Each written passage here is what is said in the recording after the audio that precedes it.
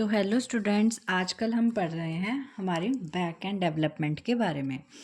तो हमने उसमें इंट्रोडक्शन में overview of back and, client server architecture और वेब सर्वर डाटाबेस पढ़ लिया है। और हमारी थर्ड यूनिट में से ये पूरी यूनिट हमारी हो चुकी है, जिसमें हमने SQL, NoSQL, database schema, CRUD operation और connecting application to the database कर चुके हैं। अब हमारे नेक्स्ट टॉपिक जो बचे हैं वो सेकेंड यूनिट में हम करेंगे परफॉर्म ऑप्टिमाइजेशन एंड सिक्योरिटी, जिसमें हमारा caching strategies and query optimisation topic है। और लास्ट हम करेंगे फोर्थ वाले में से सर्वर साइड फ्रेमवर्क, जिसमें हमारा पॉपुलर सर्वर साइड फ्रेमवर्क्स के बारे में बताया गया है हमें, और एक सिंपल एप्लीकेशन, और इसमें हम सिंपल एप्लीकेशन को फ्रेमवर्क की मदद से बनाना भी सीखेंगे। उसके बाद हम सबसे पहला हमारा टॉपिक के बारे में बात करते हैं, परफॉर्मेंस ऑप्टिमाइजेशन एंड सिक्योरिटी। आप बेसिकली ये समझो कि परफॉर्मेंस ऑप्टिमाइजेशन मतलब कि परफॉर्मेंस, जो हमारा परफॉर्मेंस देगा एप्लीकेशन, उसको ऑप्टिमाइज़ कर रहा है। ऑप्टिमाइज़ कैसे कर रहा है? उसकी स्पीड बढ़ा रहा है, उसके यूज़ की एफिशिएंसी बढ़ा रहा है, और उसमें मतलब कि उसकी लोडिंग बैलेंस कर रहा है, और हमें मतलब एक वो दे रहा है कि हमारा जो रिस्पांस टाइम है वो रिड्यूस हो, और हमें बेटर रिस्पांस टाइम मतलब गुड रिस्पांस टाइम सो कम टाइम में हमें रिस्पांस मिल सके। ठीक है स्टूडेंट्स, तो अब स्टार्ट करते हैं। Performance optimisation improve speed and efficiency of back end system. जो परफॉर्मेंस ऑप्टिमाइजेशन है ये क्या इम्प्रूव कर रहा है? Speed and efficiency of back end system. Back end system की एफिशिएंसी और स्पीड को इन्हेंस कर रहा है, मतलब कि बढ़ा रहा है।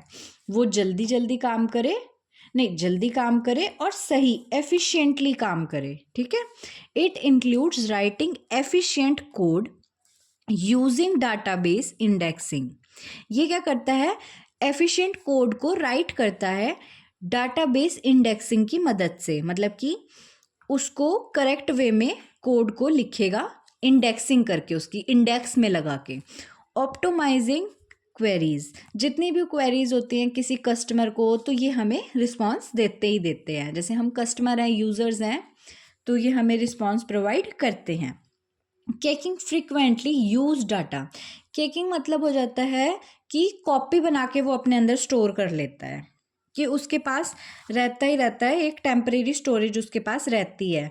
जो भी हम यूज़ करते हैं, जैसे हम गूगल हिस्ट्री की बात करें, तो हम गूगल में अगर कुछ सर्च करते हैं तो हमारी वो हिस्ट्री रहती है। अगर हम 5 मिनट बाद, 10 मिनट बाद या एक हफ्ते बाद भी अपना गूगल अकाउंट ओपन करेंगे उसी पे, तो हमारा वही चल जाएगा, उसमें कोई प्रॉब्लम नहीं आएगी। हम खोलेंगे तो हमें वो हिस्ट्री दिख जाएगी।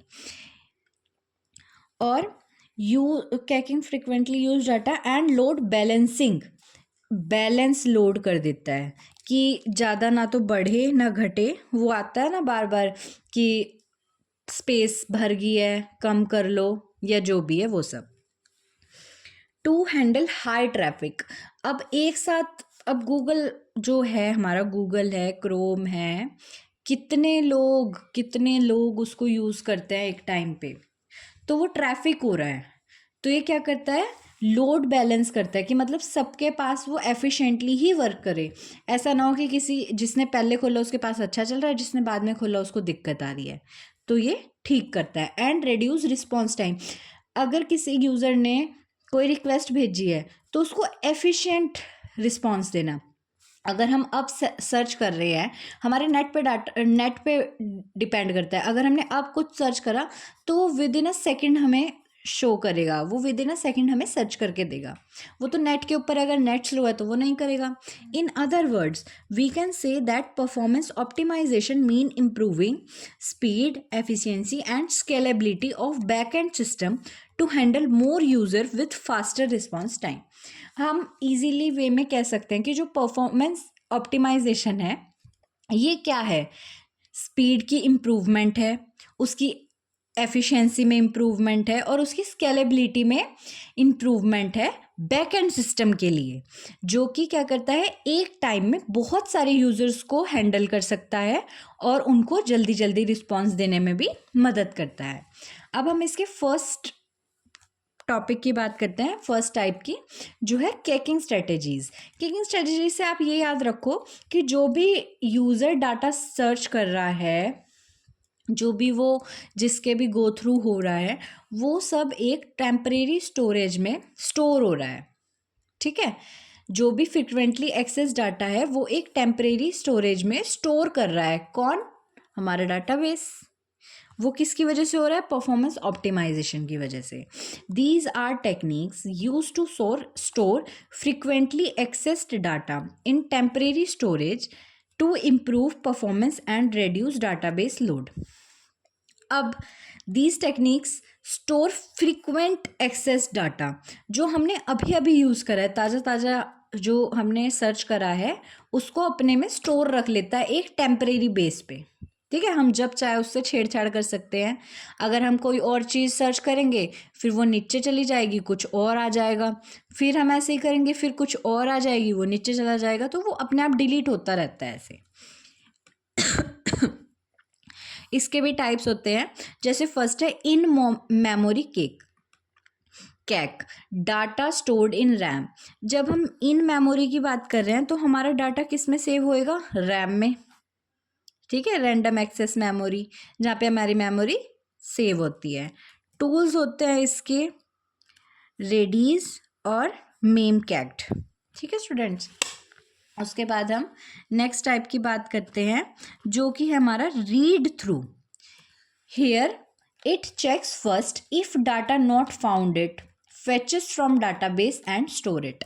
अब क्या होता है ना, कई बार हमें नहीं मिलता है एकदम, तो ये क्या करता है, पहले रीड करता है, मतलब इसको फेच करता है, ढूंढता है कि भाई वो है कहाँ। अगर वो नहीं मिलता तो उसको ढूंढ के लाएगा, कि यूज़र की डिमांड है तो ढूंढो, तो ये काम करता है।